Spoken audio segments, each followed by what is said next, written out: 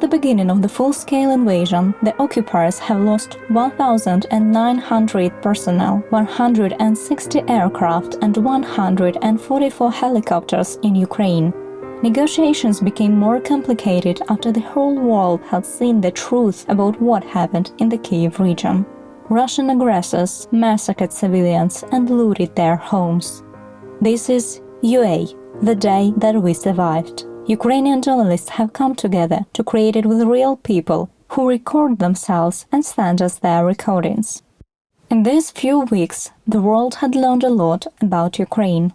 Some people have found our country on the map for the first time and probably wondered how boldly and confidently we all stand together against huge Russia, which has created its image of a powerful military state with the second army in the world. There are several answers. We are at home and defending our country. Our military has warfare experience because the war in the east of Ukraine against Russia has been going on for 8 years already, since 2014. Thanks to support from other countries, we can stay strong in the protection position. But without it, it would be so much more difficult. In these difficult times, millions of people were forced to flee their homes. We have already talked about those who went abroad, about those saving animals in zoos and eco parks, and today we are talking about pets. These are our friends whom we bought and packed in carry-ons, boxes, jars and cars. For some of them, this was the first trip in their lives. But some people fleeing the shelling left their pets on the street. That is such a terrible truth, because this is a real war. Andrei Yanitsky took his family from Kyiv to the Moldovan border and then went to Lviv. On the way, they brought their cat Basa to relatives. Our family had to flee, and so did our favorite cat, Basya. Basya is named after the Egyptian goddess Bastet, a woman with a cat's head. Our cat is very beautiful. She's a Siamese, but without papers.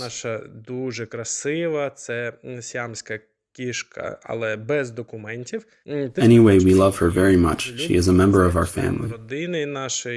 So when we decided to leave Kyiv on February 25th, because there were already saboteurs in Kyiv and street fights in Obolon at that time, we of course did not hesitate and took her with us.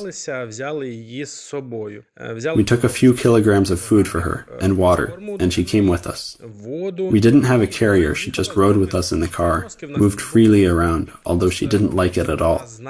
First she climbed somewhere in the trunk and hid there, then got braver and began to walk around the car and even helped me drive a little. So, all the way at all the checkpoints, people were surprised that our family traveled with a cat. They asked us where we were taking her.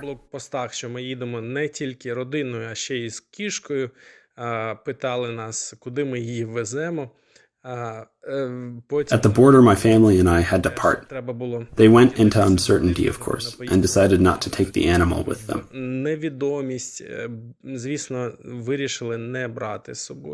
The pet stayed with me, but since I also did not know where I would live, what I would do next, I found distant relatives that I decided to take the cat to. It happened so that Basya was moved from Vinnytsia region to the border with Moldova to Cherkasy region, where my relatives live. It was also a bit ridiculous that on the way our car was taken for saboteurs or spies, because we stopped on the sidewalk to fix the car. When I was fixing the car, 2 serious jeeps arrived with the military in them, who pointed weapons at us and began to inspect the car. They saw the cat but said that a cat doesn't prove you're a civilian, maybe it's your disguise. It all worked out, though. After the inspection, we went on and took the cat to distant relatives. Now I'm in Lviv, the cat is in the Cherkasy region, and my wife and son are abroad. Sometimes we call our relatives to check on how Basya is doing. She's getting along well with the relatives, but not with their cats. All of the cats go to the toilet outside. My relatives have a private house, so they go into the yard one after the other, so they don't fight outside. When I call my relatives and ask how Basya is doing there, they tell me that she's like a princess. She lives there separately, and all of the conditions are perfect for her.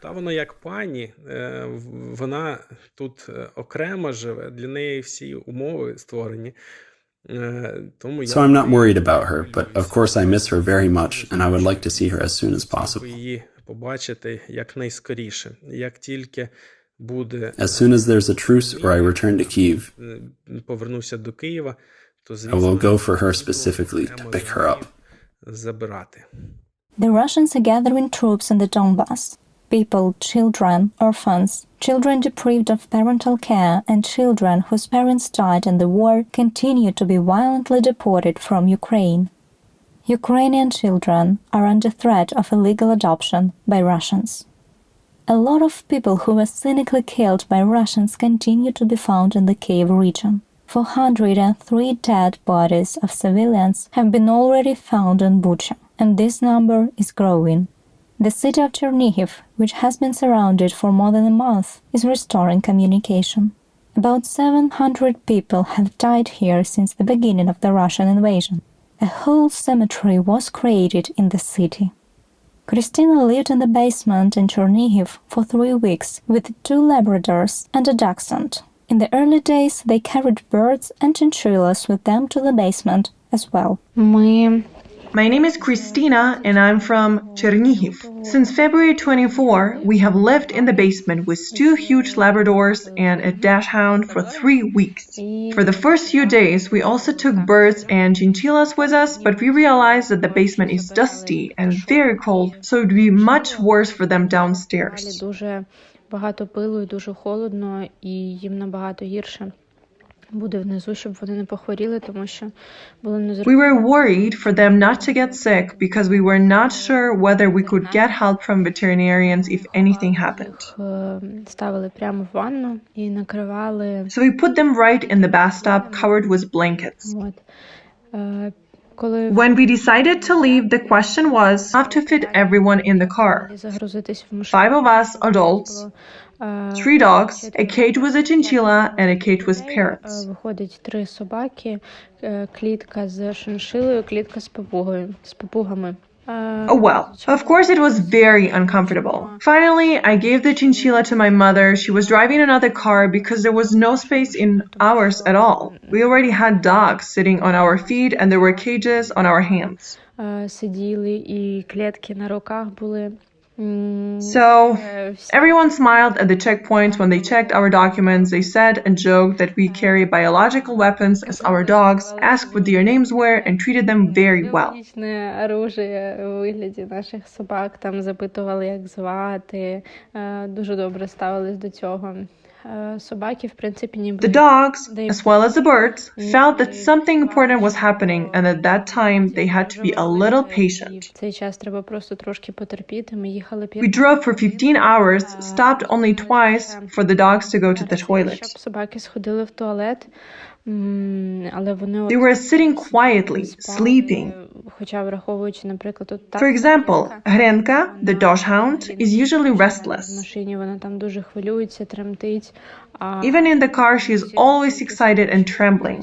Від вибухів. And here, either because everyone was so tired of explosions and the constant stress, or really, the dogs just felt that they needed to help us by behaving calmly. Спокійної поведінки. Of course, now that we have been living in peace for more than 2 weeks, it is clear that the behavior of animals has changed a lot. They finally began to sleep normally because they used to cry and tremble in their sleep before.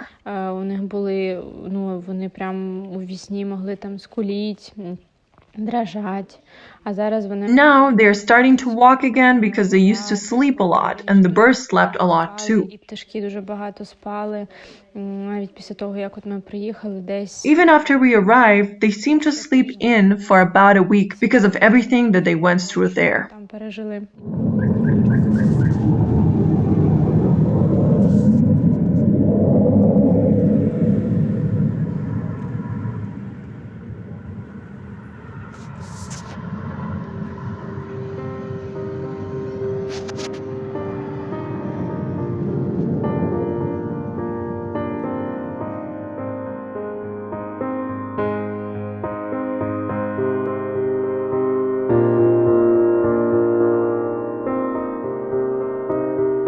The Russians continue to shell Kharkiv and the Kherson region.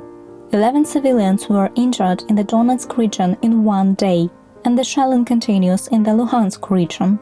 Our heroine Natalia comes from the Luhansk region. In 2014, she was forced to move from her home, and now she has moved again from Kiev to Poland.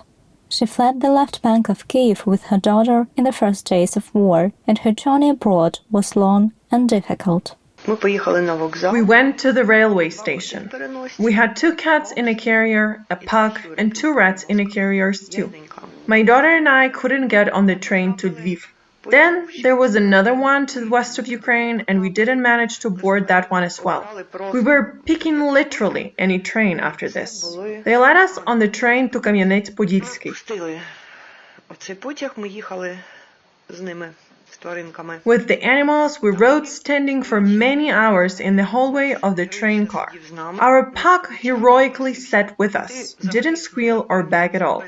The cats didn't even peek outside their carrier. We tried to feed or give them water somehow. They refused all food. Same as with rats.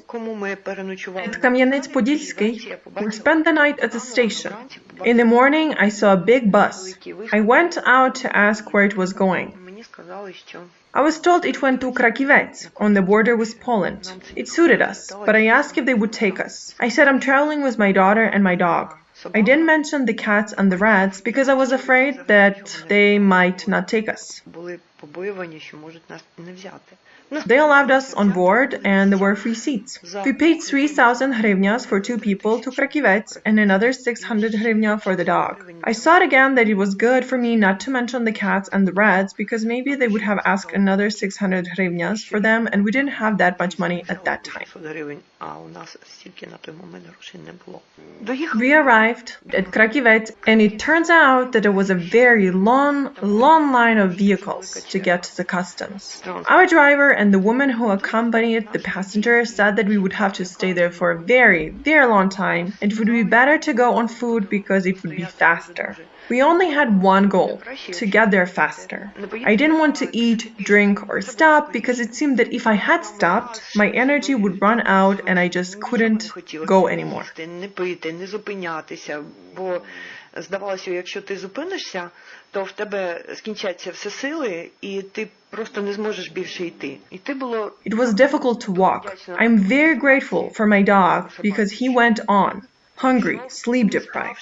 For 2 days, we had no rest, and we had not stopped anywhere to rest. But he just walked with us in silence, didn't whine, and generally behaved very, very well. Але він просто йшов з нами мовчки, не капризував і взагалі дуже гарно себе поводив. The cats in the carrier also sat quietly without shouting or meowing. They only shuffled from time to time, trying to nest more comfortably somehow.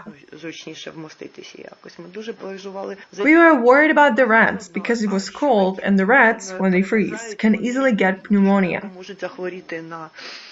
We were also concerned not to lose them on the way because the backpack kept opening and the carrier slided and could fall out of the backpack. Переноска з'їжджала і могла випасти з наплічника. But we got to Краківець. I'm very grateful to the woman who gave us a ride because I'm telling you, we could not have walked 27 kilometers. But we got a lift to Краківець where the second part of our wanderings began. On the same day, foreigners flooded Краківець and the gates were closed almost all night. Women and children were allowed to pass at a very, very slow pace.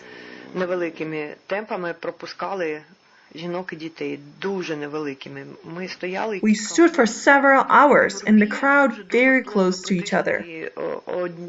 Одне до одного. I had a carrier with 2 cats around my neck and Haris, my pug, was clinging to my other shoulder. Had I lowered him, would have never picked him up again because people would have trampled him. Його просто затоптали. Everybody stood very close to each other and moved to the gate very slowly. We stood like that for several hours from 4 p.m. At about 6 in the morning, we were able to break through when the gate was opened again. ворота, коли їх вчергово відкрили, ми такі... We were finally able to get to the customs territory. It didn't seem so difficult after just standing in line, trapped in the cold, and waiting to get a stamp about border crossing. Затиснутий і не на холоді, а на те, щоб тобі поставили штамп про перетин кордону. Ну, це вже... After that, conditions seemed to be almost heavenly. Райські умови. Після цього... After the Ukrainian border guards stamped our documents at customs, we came to the Polish side where they also quickly issued our documents, stamped them, and led us to the buses waiting for the Ukrainian refugees. Only then I realized that my puck on my shoulder, cat carrier hangs on my other shoulder, my child is next to me, and she has 2 carriers with reds, and from the waist down, where the cat carrier was, I'm soaked with cat urine because I had 2 cats in this carrier for 3 days. Я просто залита кошачою сечею, бо 3 доби вони були, в мене 2 коти в переносці. I probably smelled worse than all the homeless people in the world put together, but I was so happy that I didn't care at all because I was able to get them out safely. I couldn't leave them. Я змогла їх вивезти всіх. And now we are in Poland. Both we and the animals are all well. Unfortunately, one rat died, but as it turned out, he had a tumor and we didn't know about it. By the way, in Poland, we were admitted to a veterinary clinic for free. They examined our rat for free as well, and they tried to treat him, but unfortunately, he could not make it. But all the other animals are with me, and I know I will never leave them. Operational Command North reported that the Russian cruiser Moscow was sinking. On the evening of 13th of April, the head of the Odessa military administration said that Moscow was attacked by anti-ship missiles Neptune. The Russian ship had 16 cruise missiles that could be launched into Ukraine at any time.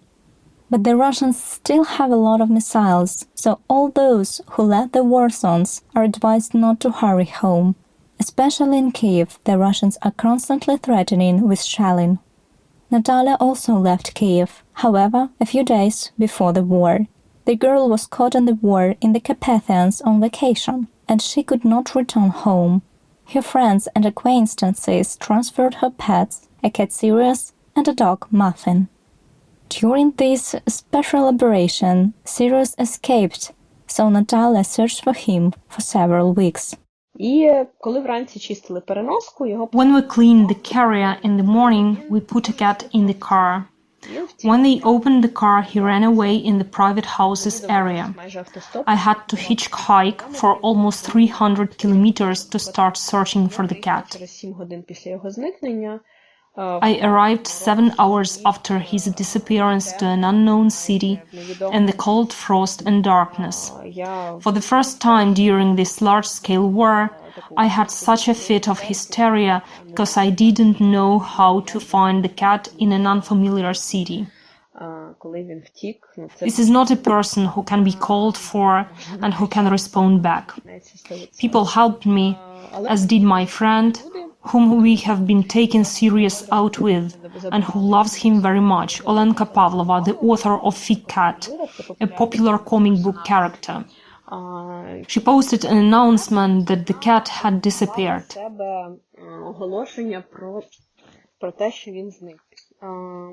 And we started an informational and searching campaign, Find Sirius the Cat. We shared information with the locals, found local people. One activist, Ola, responded and helped a lot. Together we posted flyers everywhere, in the neighborhood, on all the road poles, in the shops, they were everywhere. A beautiful red cat was watching from every pillar saying, "Find me."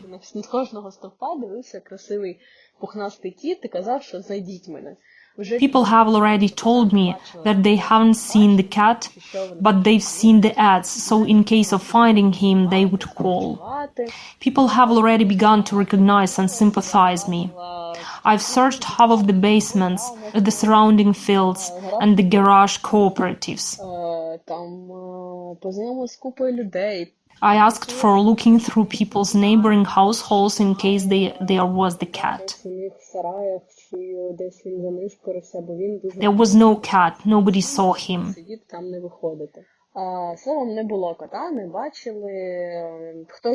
Then someone claimed to see him, but unsure if he was the one. We have seen a similar cat chased after him for about an hour around the territory of an unfinished house, lured him out. But I couldn't see him up close. I had to make sure it was my cat. He was very hungry, ate all the food I fed him, responded to the name Sirius, I didn't know why. But when he jumped into the chicken coop and found himself next to the chicken and did not get scared, I realized that was not my cat, because Sirius would definitely be scared. I managed to see that it wasn't him. It was disappointing, but it gave us some hope that we actually did find a cat.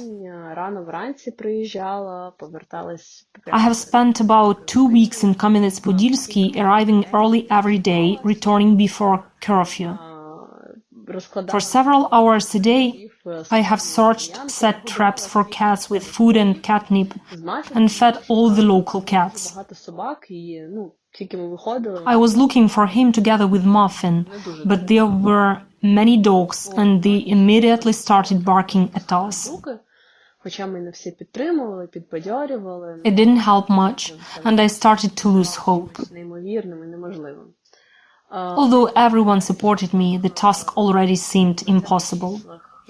On the 20th, I had to leave Kamenets. I've stayed with acquaintances for a while, then my godmother came and I stayed at her place, but her relatives had to come there, and Kamenets was flooded with people. It is the small, beautiful town, known by everyone. Everyone went there, but there is not much space. We went to Rivne, got help with housing, and many of my relatives and friends live there. While searching for the cat, I forgot about sirens, rockets. They meant nothing, because the cat was such a huge loss. The first one, and perhaps not the last thing, the war took away from me.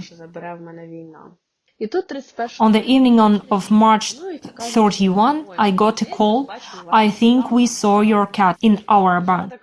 And I thought that couldn't be the case. I asked if they could take a picture of him, or otherwise I had friends around to see if it was him. A few hours later, Ola, the activist who helped and supported me, came there. I called Sirius via video chat. Ola lured him with food and he bit her finger. However, from the video I saw, this was my cat and there could be no doubt. Almost a month has passed. The next day I took him from Ola's. He was insanely dehydrated, starving, and bit my fingers. He didn't recognize me, but when I gave him the sausage, he got more gentle. In general, he became cuddlier. Now he comes to get patted. He used to be more independent, and now he even lets me pick him up and doesn't break away. Honestly, he understood that carry-on is not so bad.